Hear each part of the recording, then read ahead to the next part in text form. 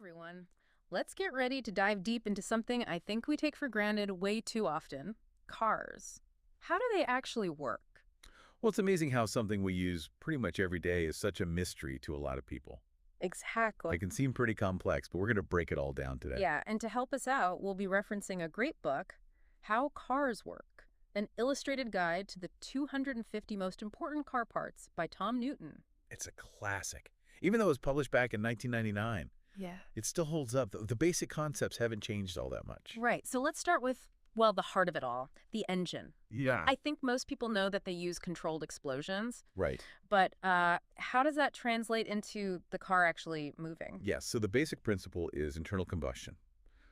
You've got a mix of fuel and air inside a chamber, and then they ignite and boom, that explosion pushes a piston down. And it's that downward force that kicks off the whole chain reaction, leading to the car moving. So it's not the explosion itself that's pushing the car forward, it's the piston's movement. Exactly. And the book's got this great diagram showing how the piston's connected to something called a crankshaft. And the crankshaft's job is to convert the piston's up and down motion into rotational force. Ah, so it's like when you're pedaling a bicycle. Your legs are going up and down, but that turns the chain, which makes the wheels spin. Perfect analogy. And just like a bike has bearings to keep the pedals spinning smoothly, the engine has main bearings. Those help the crankshaft to rotate with as little friction as possible. Makes sense. Now, what about those different engine configurations we always hear about, like V6 or inline-4? How do those actually affect things? Well, those terms basically refer to how the cylinders are arranged. And the way they're arranged impacts both the engine's power and its sound. Okay. Like a V8 engine with its cylinders in a V shape. Well, it tends to pack a punch in terms of power, Yeah. but it also takes up more space. An inline-4 engine, on the other hand, with its cylinders in a straight line, it's usually more compact and better on gas. So I guess it's not just one solid block of metal under the hood, huh? There's an art to how these cylinders are arranged. Oh, definitely. And where those cylinders sit is determined by the engine block. That's the foundation of the whole engine. It houses the cylinders, the crankshaft, and all sorts of other essential components. Gotcha. So now we've got this powerful rotational force coming from the crankshaft, but how does that actually reach the wheels to make the car move? That's where the drivetrain comes in. Think of it as the link between the engine's power and the wheels. It's got three main jobs: transferring power, controlling the wheel speed, and even changing the direction of that spinning force. And there are different ways to do this, right? Like front-wheel drive versus rear-wheel drive. Exactly. Rear-wheel drive is what you find in a lot of sports cars and muscle cars. The engine sends power to the rear wheels, and it goes through a bunch of components to do this: the transmission, the drive shaft, and then the differential. Okay. And front-wheel drive basically has the engine powering the front wheels directly. Yep. It's way more common in everyday cars. It's better for saving space, and usually means better fuel economy, too. So I guess it comes down to trade-offs. Power and handling with rear-wheel drive, or efficiency and space with front-wheel drive. Precisely. And both systems rely heavily on something called the transmission.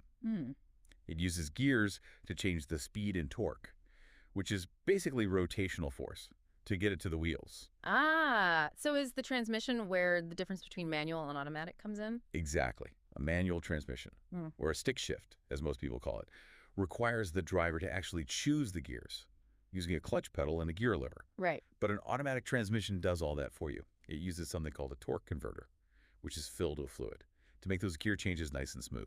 So with a manual transmission, you have more control over when to shift gears, and an automatic takes care of it for you. Right. And both have their pros and cons. Yeah. Manual gives you more that hands-on driving experience, I see. while automatic is all about smooth, effortless shifting. Interesting. So back to the drivetrain. We've got the transmission sending power, but it still needs to actually get to the wheels somehow. Right. And in rear-wheel drive cars, that's the drive shaft's job. It's a long, rotating shaft that runs under the car. Yeah. And it carries the power from the transmission to the rear differential. Gotcha. And the differential, that's what lets the wheels spin at different speeds when you go around a corner, right? You got it. Imagine trying to turn a corner with both wheels locked together. It'd be super jerky Yeah. and could really mess up your tires. The differential lets the wheels rotate independently, makes turning smoother and safer. That's pretty clever. Okay, so we've got the power going from the engine to the wheels. But an engine needs fuel to create that power in the first place. Right. So let's talk about the fuel system. Okay. This is where things get really precise. The fuel system's mission is to get the perfect mix of air and fuel to the engine to make those combustion happen. If you have too much fuel, you get bad fuel economy and higher emissions. I see. And if you have too little, the engine just can't generate enough power. So it's all about finding that perfect balance. Exactly. Yeah. Not too rich, not too lean. Just, right? Like Goldilocks. Exactly. And this is where the evolution of fuel systems is really interesting. Older cars used to rely on carburetors, which were these mechanical devices that mixed air and fuel based on how much air was flowing and the engine speed. So they were kind of like mini wind tunnels under the hood? In a way they were. But carburetors could be pretty finicky, especially when the weather changed. Really? Yeah, so that's where fuel injection came in. A much more precise system. It uses electronically controlled injectors to spray fuel directly into the combustion chamber. Oh, wow. So it's like each cylinder gets its own tiny little fuel dispenser. Exactly. And modern cars take it even further with computerized fuel injection systems. These systems use sensors to monitor things like engine speed, the load on the engine, even the oxygen content of the exhaust gases. And all this is to constantly adjust the fuel mixture, so you get the best performance in fuel economy. That's amazing. It's like having a mini computer managing the engine's fuel needs in real time. Now, I know engines generate a lot of heat. Oh, yeah. So how does a car keep from overheating? Well, that's where the cooling system comes in. It's this essential system that makes sure the engine doesn't get too hot. Because if it does, you can end up with some serious damage. And the radiator plays a big role in this, right? Absolutely. The radiator is like a giant heat exchanger. It circulates coolant, usually a mix of water and antifreeze, through the engine. Okay. And that coolant absorbs all the heat, and then it releases that heat into the air as it goes through the radiator's fins. That's so cool how it uses those simple principles of heat transfer to keep the engine at a safe temperature. Yeah, it's pretty neat. And the cooling system relies on a few other important parts too, like the water pump, which circulates the coolant, the thermostat, which controls the flow of coolant, and the cooling fan, which helps draw air through the radiator. So it's another example of all these different parts working together in perfect harmony. Exactly. Okay, so we've got the engine generating power, we've got the drivetrain getting that power to the wheels, but we still need to connect the car to the road itself. Right. What about all the parts that actually let the car move and turn? That's where we get into what's called the running gear, which includes everything from the frame and suspension to the steering system, the wheels, and the tires. Wow, that's a lot. Let's start with the frame. That's like the backbone of the car, right? Exactly. The frame gives the car a solid structure, and all the other components are attached to it. There are two main types of frames. You've got platform frames, which are more common in trucks and older vehicles. Okay.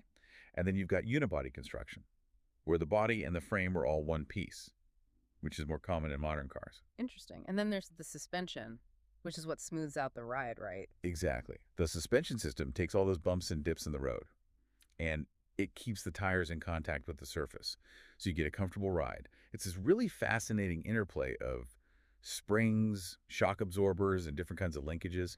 So it's not just about comfort, though, is it? It's about safety and handling, too. Absolutely. And there are so many types of suspension systems out there, from simple leaf springs to really complex McPherson struts, and they're all designed to hit that sweet spot between comfort, handling, and durability. Wow, that's cool. Now, springs, I understand. They're those bouncy coils. But what about shock absorbers? What do they actually do? Shock absorbers, or dampers as they're sometimes called, they control how much the springs rebound. If you didn't have them, the car would bounce all over the place after hitting a bump. Oh, wow. Yeah, they use hydraulic fluid to resist motion, so you get a smooth, controlled ride. That makes sense. So to actually turn the car, we need a steering system. How does that work? The steering system is what lets the driver control the direction of the car by turning the steering wheel. The most common type is rack and pinion steering. It uses a gear mechanism to change that rotational motion of the steering wheel into linear motion, which is what you need to turn the wheels. Gotcha.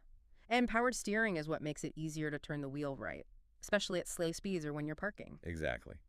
Power steering systems can be hydraulic or electric, and they basically give you a boost, so you don't have to put as much effort into turning the wheel. Okay.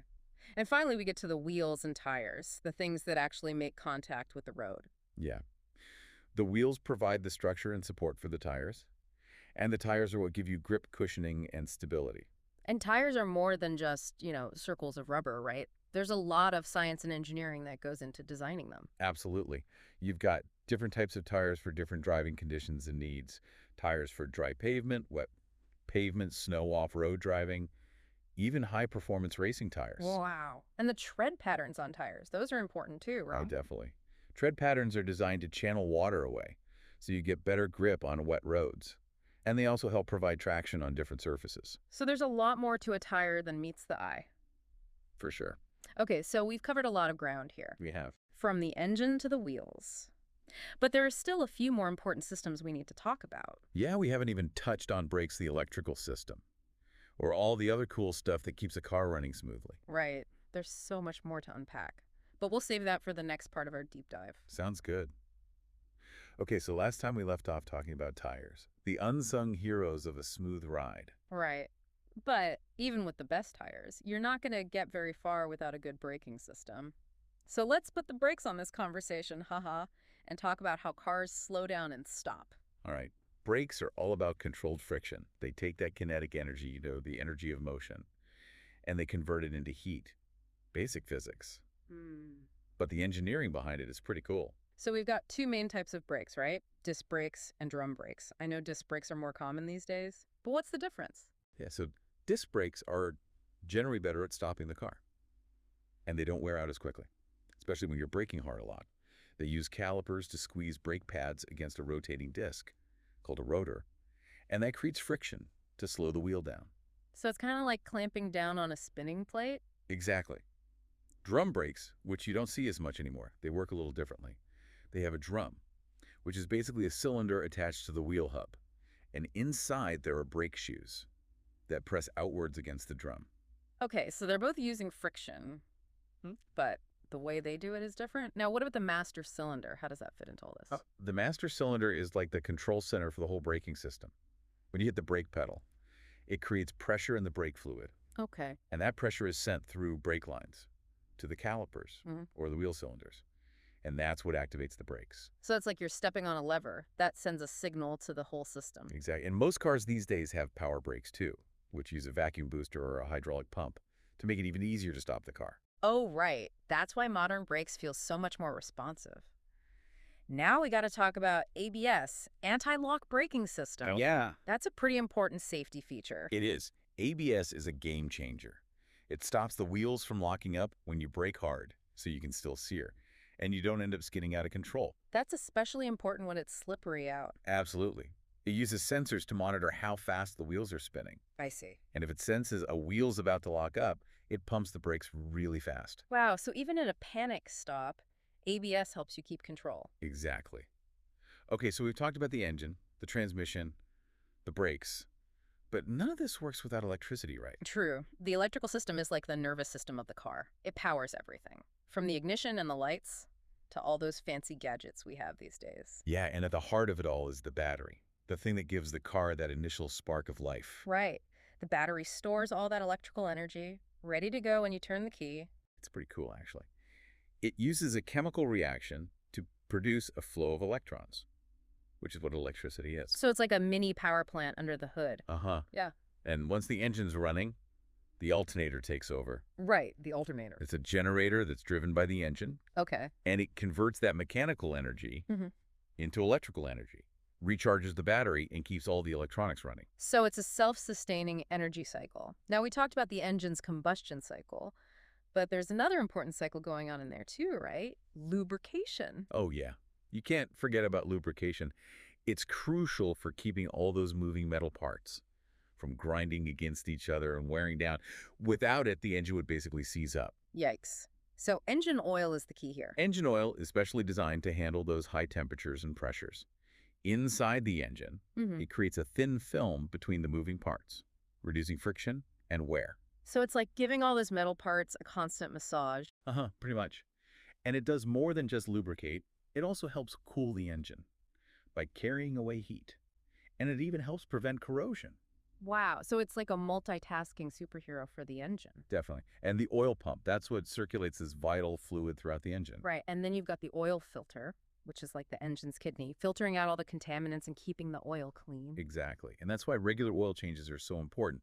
Over time, the oil breaks down and the filter gets clogged up. changing the oil and the filter. Make sure the engine stays properly lubricated and protected. Makes sense. Now, going back to the engine itself, you mentioned how important that air-fuel mixture is for combustion. What happens if that mixture is off? Getting the air-fuel mixture right. It's like finding the perfect recipe for power and efficiency. Too much fuel, what we call a rich mixture, can lead to bad fuel economy, more emissions, and even damage the engine over time. And too much air. A lean mixture, that can cause problems too, right? Yes, a lean mixture can mean you have less power, the engine might idle, roughly, and it could even overheat. So finding that sweet spot is really important. Absolutely. And different cars use different systems to do this. Right. We talked about carburetors before, Mhm. but those aren't as common anymore. Yeah. Carburetors were the standard for a long time. But they were pretty simple mechanical devices, and they could be a bit finicky and not as precise. Fuel injection systems, which are what most cars use now, give you way more control over the air-fuel mixture. So they're more sophisticated and efficient. Exactly. And there are a couple different types of fuel injection systems. Oh. You've got throttle body injection, which is a simpler system. That injects fuel at one point in the intake manifold. And then there's multi-port fuel injection, which is more advanced, and it injects fuel directly into each cylinder. Wow, so it's like each cylinder gets its own personalized fuel delivery. Exactly. And the most advanced systems we have now are computerized fuel injection systems. They use all kinds of sensors to monitor things, like engine speed, how much load is on the engine, temperature, even the oxygen levels in the exhaust gases. And they use all that information to constantly adjust the fuel mixture to make sure the engine's running at its best. Wow, it's like a tiny computer under the hood, making sure the engine's getting exactly what it needs. Precisely. And these computerized systems have made a big difference in fuel economy and reduced emissions in cars. That's amazing. Okay, so we've covered the engine, the drivetrain, the braking system, the electrical system. We even talked about lubrication. It's crazy how many complex systems work together to make a car go. It really is. And we haven't even touched on everything yet, like the exhaust system, which gets rid of those exhaust gases, and the emissions control system, which helps reduce pollution. Right. We definitely need to dive into those in the next part of our deep dive. It's incredible to think about all these parts working together perfectly every time we drive. Yeah, it's pretty amazing. Okay, so we've explored a ton of stuff about cars. Engines, transmissions, brakes, electrical systems, even the importance of oil. Right. It's kind of mind-blowing when you think about it. All those systems working together in perfect sync just to get you down the road. Totally. But before we wrap up, we got to talk about a couple more key systems. Let's start with the exhaust system. It's more than just a tailpipe, right? Oh, yeah, definitely. The exhaust system's got a few important jobs. First off, it gets rid of all those hot, nasty exhaust gases from the engine, channels them out of the car. Yeah, you don't want those fumes building up under the hood. What else does it do? Well, it also helps to quiet down the engine, makes the ride a lot more peaceful. And modern exhaust systems, they play a big role in reducing harmful emissions, too. Ah, that's where the emissions control system comes in. Exactly. Emissions control systems use a bunch of different technologies, like catalytic converters, oxygen sensors, particulate filters, all to clean up those exhaust gases before they leave the tailpipe. So it's like having an environmental cleanup crew working behind the scenes. Pretty much. And these systems have done a lot to reduce air pollution from cars, which is huge for the environment. It's amazing how much engineering goes into making cars both powerful and eco-friendly. It really is. It shows how much the car industry has changed over the years. We've come a long way from those clunky old horseless carriages to the sleek high-tech cars we have today. And with electric cars and self-driving technology on the rise, the future of cars is looking pretty exciting. Yeah, it's a wild time to be into cars. Who knows what awesome innovations are coming down the road? It's crazy to think that all this complexity we've been talking about started with just the simple idea of a vehicle that could move itself. It really shows you what humans can do when they put their minds to it. Totally. And it's a good reminder that even the most complex machines out there are built on these basic principles of physics, mechanics, and engineering. Exactly. So whether it's a classic muscle car or a futuristic electric vehicle, the stuff we've talked about in this deep dive, it's all going to be relevant. Absolutely. The specific technologies might change, but those core principles stay the same. Well, I think it's time to wrap up this deep dive. We've covered so much, from the power of the engine to the quiet efficiency of the exhaust system. And it's clear that there's a whole lot more going on under the hood of any car than most people realize. It's been awesome exploring these systems with you. I hope this deep dive has given you a new appreciation for just how amazing the modern car really is. For sure. I know I'll never look at a car the same way again. So, to everyone listening out there, thanks for joining us on this journey into the world of cars. And remember, keep that curiosity going. The world's full of incredible machines just waiting to be discovered and understood.